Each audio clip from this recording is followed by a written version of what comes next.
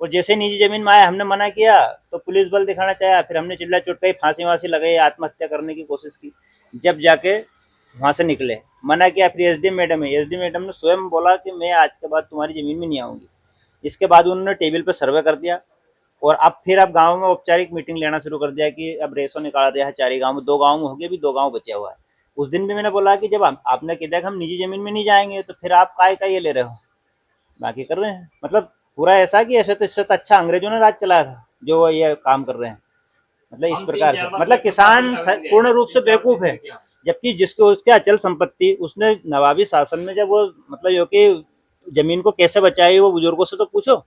वो उन्हीं जो जमीन के उससे पूछने का भी इतना तो हक बनता है उसका कि कम से कम एसडीएम कलेक्टर आके एक बार गांव में तो ये पूछ लेते कि भैया हम जमीन आपकी लेना चाहते हैं कि, या उसकी इतनी तो कम से कम होना था। नहीं, कोई नहीं, डायरेक्ट कागजी कार्रवाई इनकी पूरी कर ली और अधिग्रहण कर रहे हैं। और ज्यादा कर लोगों ने डरा भी रहे, दबा भी रहे हैं। जैसे कोई सरकारी कर्मचारी है तो उस पर दबाव बना रहे कि ट्रांसफर कर देंगे ये वो, तो कुछ लोग वैसे रोक दिया। किसी को आए तो जैसे कि जमीन किसी की बच गई है तो कि आधी तेरी जमीन बचा दी, पटवारी ने गांव में आके पहले तो फ्रैक्चर पूछा कि भैया जैसे पटेल है तेरी जमीन बचा दी है तो तू चिल्ला चोट मत करे, इनका साथ मत देनी तो तेरी जमीन भी चली जाएगी। पहले पटवारी 1 नंबर से हमारे यहाँ 104 नंबर पे जाकर खड़ा हुआ कि यह यहाँ 204 104 नंबर तक की जमीन जाएगी, और फिर 49 नंबर तक का सर्वे करे वो।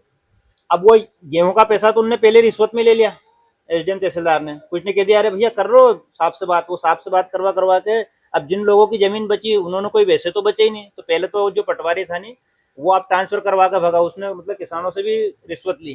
पहले हमारा गांव की पूरी खाल तक की जमीन पूरी ले रहा था कि पूरी भौरी की पूरी जमीन जाएगा।